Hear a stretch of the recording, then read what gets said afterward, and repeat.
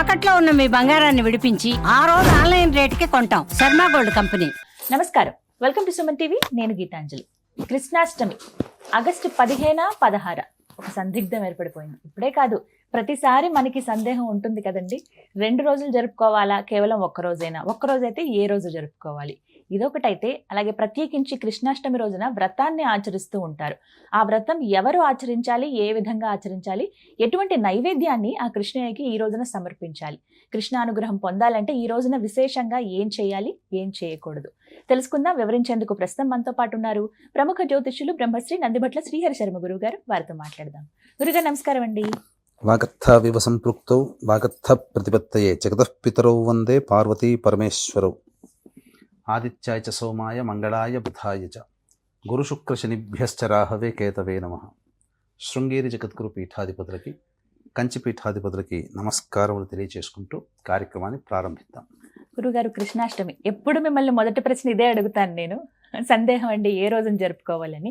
ఈసారి కూడా అంతే. ఆగస్టు 15-16 ఏ రోజండి? మనకు శ్రీకృష్ణుల వారి యొక్క అనగా ఈ భాగవతము సంబంధించినటువంటిది మనం చూసుకున్నట్లయితే మధ్యరాత్రి 12 గంటల సమయంలో శ్రావణ మాసము కృష్ణపక్షము అష్టమి తిథితో కూడుకున్నటువంటిది మరియు రోహిణీ నక్షత్రంతో కూడుకున్నటువంటి రోజున జన్మించారు. దానిని శ్రీకృష్ణ జయంతి అని అంటుంటారు. అది ఆ రోజు దారభ్యత ఈ శ్రీకృష్ణ జయంతి అనేటువంటిది పర్వదినంగా జరుపుకుంటున్నారు. అసలు ఎందుకింత పర్వదినం, శ్రీకృష్ణ జయంతికి ఎందుకింత విశిష్టత అంటే, మనకు ఉన్నటువంటి 365 రోజుల్లో చెప్పబడినటువంటి పండుగలలో 4 విశేషమైనటువంటి పండుగలు చెప్పబడ్డాయి. అది కేవలం రాత్రిపూట మాత్రమే జరుపుకునేటువంటి పండుగలు. ఒకటి శివరాత్రి, ఒకటి మన్మథ పౌర్ణమి అనగా హోళీ, మూడవది ఈ శ్రీకృష్ణ జయంతి మరియు దీపావళి. ఈ 4 మాత్రమే రాత్రిపూట జరుపుకుంటారు. మిగతావన్నీ ఉదయం పూట ప్రధానంగా జరుపుకునేటువంటిది.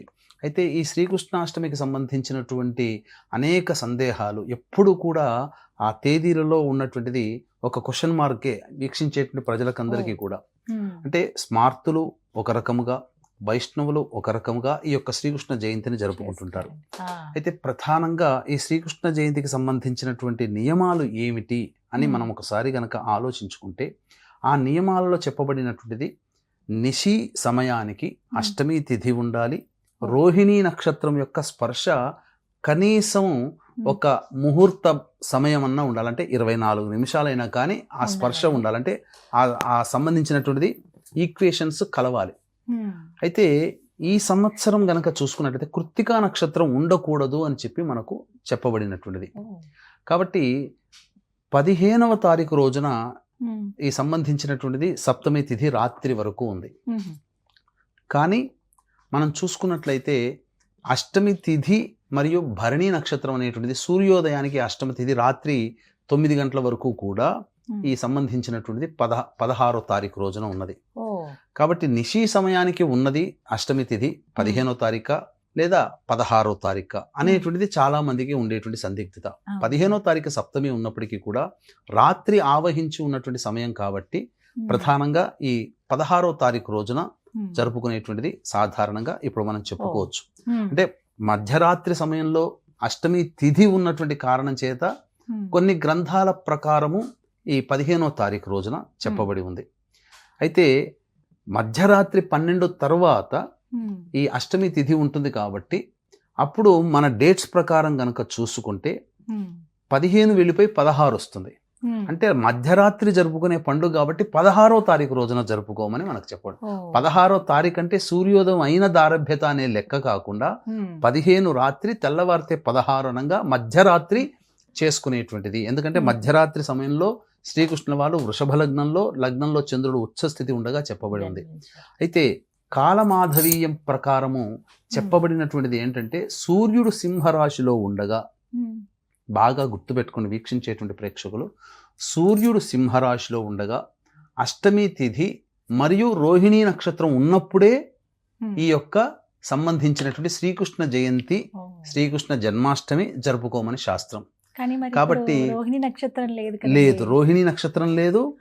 సూర్యుడు 17వ తారీఖు రోజున ఈ యొక్క సింహ సంక్రమణం చేస్తున్నాడు. 16వ తారీఖు వరకు కూడా సూర్యుడు కర్కాటక రాశిలోనే అంటే ఉంటాడు. మరి ఇప్పుడు అసలు కృష్ణాష్టమి అసలు వాస్తవంగా చెప్పాలంటే వైష్ణవులు కానీ స్మార్తులు కానీ జరుపుకునేటువంటిది ఆ, ఇవి ఏవీ లేనప్పుడు వచ్చే భాద్రపద మాసంలో ఉండే అష్టమి రోజున జరుపుకోమన్నారు. ఓ, ఆ భాద్రపద మాసంలో వచ్చేటువంటి కాలమాధవీయం అనేటువంటి గ్రంథం ప్రకారం చూసుకుంటే ఉమ్, 14 సెప్టెంబర్ ఉమ్, ఆ రోజున అష్టమి తిథి ఉంటుంది రాత్రిపూట ఉమ్, నిశీ సమయంలో. అలాగే ఒక ముహూర్త కాలమైన రోహిణీ నక్షత్ర స్పర్శ ఉంటుంది. ఉమ్, అలాగే సూర్యుడు సింహరాశిలో ఉంటాడు. ఉమ్, దీనికి ప్రధానంగా చెప్పబడినటువంటిది సూర్యుడు సింహరాశిలో ఉండగా, ఉమ్, కాబట్టి ఇది భాద్రపద మాసంలో వస్తుంది. ఇప్పుడు వస్తుంది. ఇది చాలా అలభ్యమైనటువంటి యోగము. ఉమ్, కాబట్టి వీక్షించేటువంటి ప్రేక్షకులు మన శాస్త్ర ప్రకారము మనం చూసుకున్నట్లయితే అసలు కాలమాధవీయం అనేటువంటి గ్రంథం ప్రకారం అయితే 14 సెప్టెంబర్ నాడు చేసుకోవడం అప్పుడు. విశేషం. ఎందుకంటే అలభ్య పుణ్యతిథి ఈ శ్రీకృష్ణ జన్మాష్టమి. ఉమ్, అలాగే ఈ యొక్క సంబంధించినటువంటిది 15 మధ్యరాత్రి, తెల్లవారితే 16 అనగా ఉమ్, మధ్యరాత్రి ఈ యొక్క శ్రీకృష్ణ జన్మాష్టమి వేడుక, శ్రీకృష్ణ జన్మాష్టమి వ్రతాన్ని అనేటువంటిది ఆచరించమని శాస్త్రం చెప్పబడింది. కాబట్టి 16 ఉమ్, తెల్లవారుజామున అంటే సూర్యోదయం అయిన తర్వాత కాదమ్మా, ఉమ్, 15 రాత్రి డేట్ మారుతుంది కాబట్టి మధ్యరాత్రి 16వ తారీఖు అని చెప్పవచ్చు. ఉమ్, అయితే 16నే జరుపుకోవాలని అంటారు. జరుపుకోవాలి. మరి వ్రతం ఆచరించాలి అని అంటారండి. ఎటువంటి వ్రతాన్ని చేయాలి? వ్రతం నియమాలేంటి? ఎవరెవరు చేయవచ్చు? ఇది ఈ వ్రత నియమం అనేటువంటిది అందరూ కూడా చేయవచ్చునమ్మా. ఉమ్, ఎందుకనంటే శ్రీకృష్ణుడు భూదేవి యొక్క కోరికను ఉమ్, మన్నించి, అంటే Hmm. బ్రహ్మదేవి దేవతలందరూ కూడా విష్ణువుని మొరపెట్టుకుంటే భూదేవితో సహా, అందుకే మనకు ఉమ్, సంబంధించినటువంటిది శ్రీకృష్ణుడి యొక్క కథకి సంబంధించినప్పుడు మొట్టమొదలు ప్రారంభమయ్యేది ఇదే. భూలోకంలో పాపాత్మల యొక్క ప్రభావం వలన, అసురుల యొక్క శక్తి పెరగడం వల్ల భూభారం పెరిగిపోయింది, నేను భరించలేకపోతున్నానని చెప్పి ఉమ్, బ్రహ్మాది దేవతలతో మొరపెట్టుకోక ఈ బ్రహ్మాది దేవతలందరూ విష్ణువు దగ్గరికి, ఎందుకంటే లోక రక్షకుడు విష్ణువు కాబట్టి విష్ణువు దగ్గరికి వెళ్ళి మొరపెట్టుకుంటే మీ యొక్క భారం తగ్గించడం కోసం నేను మానవ అవతారం అనేటువంటిది సంపూర్ణంగా భూలోకంలో ఎత్తబోతున్నాను, అంతవరకు వేచి చూడండి అని చెప్పడం. ఉమ్, అప్పుడు ఆ విధంగా ఈ యొక్క సంబంధించినటువంటి శ్రీకృష్ణ జన్మ వృత్తాంతం అనేటువంటిది జరిగింది. ఇదంతా కూడా యోగమాయ ప్రభావమే. నిజమే. కాబట్టి లోకకంటకులైనటువంటి అసురుల్ని సంహరించి భూభారం తగ్గించడం కోసం అవతారం ఎత్తినటువంటిది ఈ యొక్క శ్రీకృష్ణ అవతారం. ఇది శ్రీకృష్ణుడికి సంబంధించినట్టు చూసుకుంటే పూరి క్షేత్రం గురించి చెప్పుకోక తప్పదు. పూరి క్షేత్రంలో ఇప్పటికీ ఉన్నటువంటిది ఏదైతే ఒక కుందేలులాగా ఉన్నటువంటిది కదులుతూ ఉండేటువంటి పదార్థం ఏదైతే బ్రహ్మ పదార్థం అని అంటారో అది శ్రీకృష్ణుడి గుండె అని ఇప్పటికీ కూడా ఉమ్, శాసనాల్లో చెబుతూ ఉంటుంటారు. అవునండి. ఎందుకంటే శ్రీకృష్ణుల వారికి మరణం లేదు, మరణించినప్పుడు వారి యొక్క ఆత్మ నిక్షిప్తమై ఉంది కాబట్టి ఆ యొక్క సంబంధించినటువంటిది మార్చే సందర్భం వచ్చినప్పుడు ఆ యొక్క పూరి నగరం అంతా కూడాను చీకటిమయం చేసుకొని కళ్ళకు గంతలు కట్టుకొని ఉమ్, ఆ రాజు వచ్చి మారుస్తాడు ఉమ్, మళ్ళీ వేరే ఒక చెక్క బొమ్మలోకి. ఉమ్, అయితే ఇక్కడ ఈ శ్రీకృష్ణ జన్మాష్టమికి సంబంధించి చేసుకునే వ్రతం అనేటువంటిది ఒకటి ఉంటుందమ్మా. ఇది Hmm. కోటి ఏకాదశులతో సంబంధించినటువంటి వ్రతం ఎంత ఫలితం వస్తుందో ఆ, శ్రీకృష్ణ జన్మాష్టమి వ్రతాన్ని ఆచరించినటువంటి వాళ్ళకి అటువంటి ఫలితం ఉంటుంది. కాబట్టి ఉమ్, దీనికి సాధారణంగానే ముందు రోజు అనగా సప్తమి తిథి రోజున జితేంద్రియుడై ఉండమని శాస్త్రం. జితేంద్రియుడు అన్నప్పుడు అంటే దీని అర్థం ఏంటి?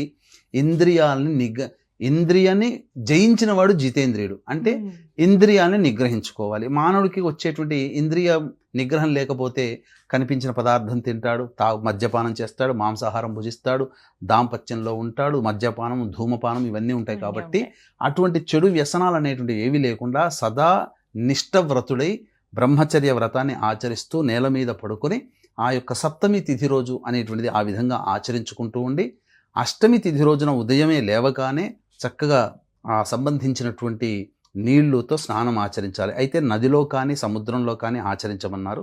నది స్నానం చేస్తే చాలా విశేషం. అయితే ఈ నది కానీ లేదా చెరువులో కానీ లేదా ఇంట్లో బకెట్లోనైనా కానీ నీళ్లు వేసి అందులో నల్ల నువ్వులు వేసుకొని శాస్త్రం ప్రకారం శ్రీకృష్ణ జన్మాష్టమి తిథి రోజున ఆ యొక్క నల్ల నువ్వులు కలిపిన నీటితో స్నానం ఆచరించమని మనకు చెప్పబడి ఉంది. కాబట్టి ఆ విధంగా స్నానం ఆచరించి శ్రీకృష్ణ నామాన్ని జపం చేసుకుంటూ ఉండి అప్పుడు ఒక ప్రసూతిక గృహం అనేటువంటిది ఇంట్లో ఒక ప్రత్యేకంగా ఏర్పాటు చేసుకోవాలి. ఆ ప్రసూతిక గృహంలో శ్రీకృష్ణుల వారు ఈ దేవకి వసుదేవ ఉన్నారు కదమ్మా, వారికి జన్మనిస్తున్నట్టుగా ఆ సందర్భంగా చిత్రీకరణ ఉండాలి. అలాగే యోగమాయ ద్వారా జన్మించినటువంటిది కూడా ఆ విధంగా ఉండాలి. వసుదేవుడు కశ్యప ప్రజాపతి రూపము, అలాగే దేవకి అదితి రూపము, ఆ విధంగా భావన చేసుకుంటూ, అలాగే తన తోడబుట్టినటువంటి వాళ్ళందరూ కూడా, ఈ గోపికలందరూ కూడా దేవతల స్వరూపమే కాబట్టి బ్రహ్మాది దేవతల బ్రహ్మానందుడిగా భావన చేస్తూ, ఇలా గోపిక సంబంధించినటువంటి అవి కూడా చిత్రీకరించుకొని ఆ విధంగా ఫోటోల రూపంలోనైనా ఉండవచ్చు, ఆ విధంగా ఉండాలి. అయితే దీనికి సంబంధించినటువంటి ఆ స్వామి జన్మిస్తున్నటువంటి విధానమైనటువంటి ప్రసూతిక గృహము, డెలివరీ రూమ్ అంటారు కదా, ఆ విధంగా మనం ఏర్పాటు చేసుకోవాలి.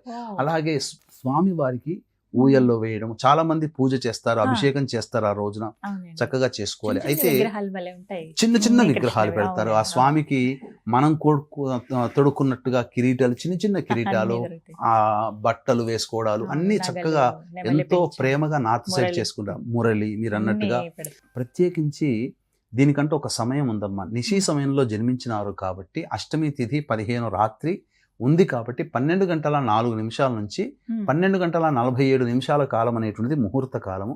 ఆ సమయంలో ఈ యొక్క సంబంధించినటువంటిది ఎవరైతే ఆ సమయంలో విష్ణునామాన్ని జపం చేసుకుంటూ విష్ణు హోమము లేదా విష్ణు సహస్రనామ పారాయణము లేదా విష్ణు సహస్రనామ హోమము కానీ, పురుష సూక్తం పారాయణం కానీ, పురుష సూక్త హోమాన్ని కానీ, లేదా కనీసము ఇప్పుడు చెప్పబోయేటువంటి యొక్క మంత్రాన్ని వీక్షించేటువంటి ప్రేక్షకులు అందరూ కూడా పఠించవచ్చు. ఓం నారాయణాయ విద్మహే వాసుదేవాయ ధీమహి తన్నో విష్ణు ప్రచోదయాత్ అనే నామాన్ని ఆ సమయంలో జపించినట్లయితే తప్పకుండా శ్రీకృష్ణుల వారి యొక్క మహత్యం, ఎందుకంటే గొప్పది, సాక్షాత్తు ఈ కలియుగానికి జగద్గురు, వారి యొక్క అనుగ్రహం తప్పకుండా కలుగుతుంది. సాధించరాని పనులన్నీ కూడాను సాధిస్తాడు.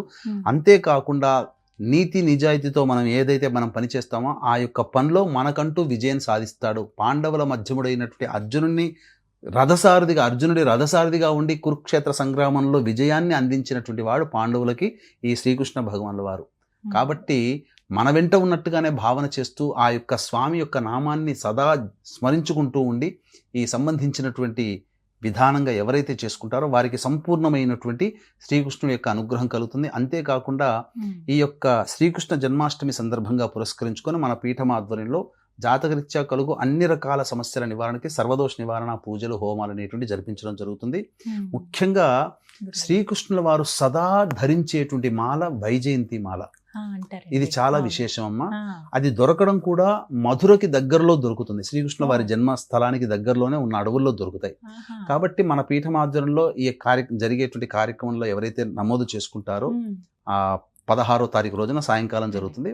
సాయంకాలం 4 గంటల లోపల నమోదు చేసుకోవచ్చు. అటువంటి వారికి ఈ వైజయంతి మాల పూజ చేసి కానుకగా ఇవ్వడం జరుగుతుందమ్మా. అభిమానంగా ఆ స్వామి వారి జన్మదినాన్ని పురస్కరించుకొని తప్పకుండా మీరు ఆ కార్యక్రమంలో నమోదు చేసుకున్న వాళ్ళకి ఇవ్వడం జరుగుతుంది. అవకాశం ఉంటే కార్యక్రమ తదనంతరం కాంటాక్ట్ చేసి వివరాలు తెలుసుకోవచ్చు. గురుగారు, మరి ఈ వ్రతంలో ప్రత్యేకించి ఇంకా నియమం ఏమన్నా ఉంటుందా? ఇటువంటి నైవేద్యాన్ని సమర్పించాలి, దీపారాధన ఈ విధంగా ఉండాలి, విగ్రహాలు పెట్టచ్చా లేకుంటే ఫోటోలు ఉన్నా సరిపోతుందా? విగ్రహాలు అయితే మంచిదమ్మా, ఎక్కడైనా దొరుకుతాయి, ఇత్తడి విగ్రహాలు దొరుకుతాయి. లేదు అని అనుకున్నప్పుడు కనీసం మనము భావన కలశంగా పెట్టుకోవాలి.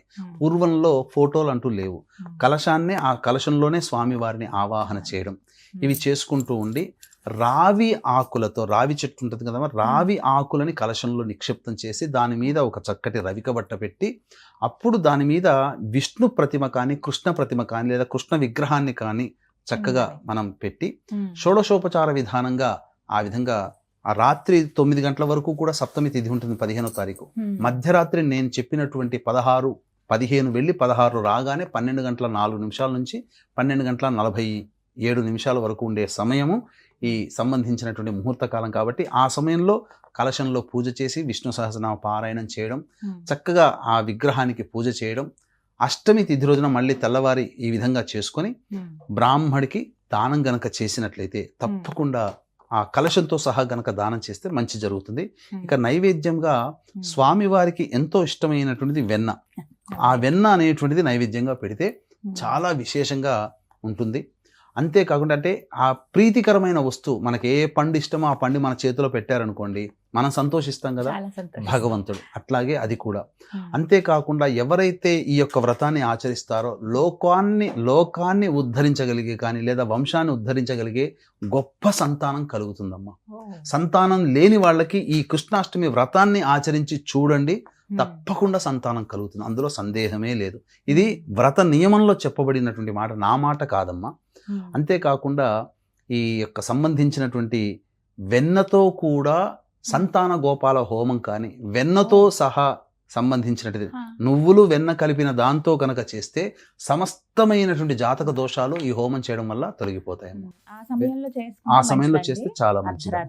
మధ్యరాత్రి 15 ఆనందంగా ఆ విధంగా చేస్తే మంచిది. జాగరణం చేస్తే ఇంకా మంచిది. విష్ణునామాన్ని, కృష్ణనామాన్ని జపం చేసుకుంటుంటే ఆ రోజు ఎవరైతే కృష్ణుని అత్యంత భక్తి ప్రపత్తులతో ఆరాధిస్తారో వాళ్ళకి తప్పకుండా కృష్ణుడి యొక్క అనుగ్రహం కలుగుతుంది. కృష్ణుడు ఏదో మనకు సంబంధించినటువంటి ఏదో పర్సనాలిటీ డెవలప్మెంట్ కోచ్ లాగా కాకుండా మన జీవితాన్ని ఉద్ధరించగలిగేటువంటి వ్యక్తిగా సాక్షాత్తు మానవ రూపాన్ని పొంది అష్ట కష్టాలు పడి ఎలా జీవించాలి, ఎలా సమస్యలను ఎలా ఎదుర్కోవాలి అని చెప్పి చూపించినటువంటి వాడు. అటువంటి వాడి సంబంధించినటువంటి జన్మించినటువంటి రోజు కాబట్టి ఆ భగవంతుని యొక్క అనుగ్రహం మనకు కలిగి మనము కూడా మన కష్టాల కడల నుంచి ఎలా బయటగలగం, ఆ కృష్ణుని యొక్క ప్రేరణతో మనము కూడా బయటగలుగుతామని చెప్పడంలో ఏమాత్రం సందేహం లేదు. చాలా చక్కగా వివరించారు గురుగారు, ధన్యవాదాలండి. సర్వం శ్రీ ఉమామహేశ్వర పరబ్రహ్మార్పణమస్తు.